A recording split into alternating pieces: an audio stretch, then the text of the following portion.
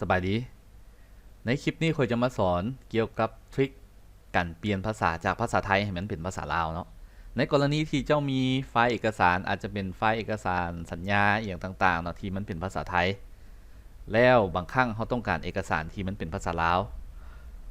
เขาสามารถเปลี่ยนได้แบบง่ายๆเลยเนาะก่อนอื่นเนาะให้เจ้า Copy ข้อความที่เจ้าต้องการเปลี่ยนในที่นี้ข่อยจะ Copy ข้อความนี้เนาะแล้วเปิด Word เจ้าขึ้นมาอันนี้แล้วแต่ว่าเครื่องเจ้าใช้ Word เวอร์ชันใดเนาะ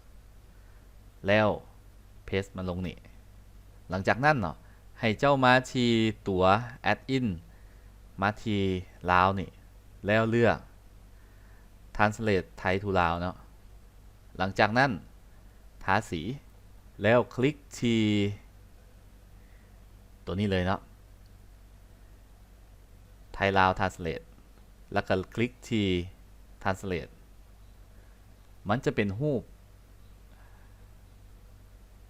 ภาษาลาวนี่ให้เขาเนาะซึ่งเขาสามารถเปลี่ยนฟอนต์ได้เนาะ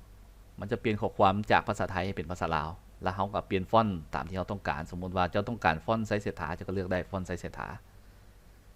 โอเคเนาะนี่แมนทริคการเปลี่ยนภาษาจากภาษาไทยให้เป็นเอกสารภาษาลาวแล้วถ้าเมนไผต้องการโปรแกรมหรือว่าเมนไผเห็นแล้ววิดีโอนี้มันมีประโยชน์ก็กรุณากด Subscribe กดติดตามในช่อง YouTube ให้แน่เนาะแล้วก็ติดต่อหาข่อยหลังจากจะกดติดตามอยู่ที่ YouTube แล้วก็ติดต่อหาข่อยทางเพจ Lao SketchUp by Data นี่ได้เลย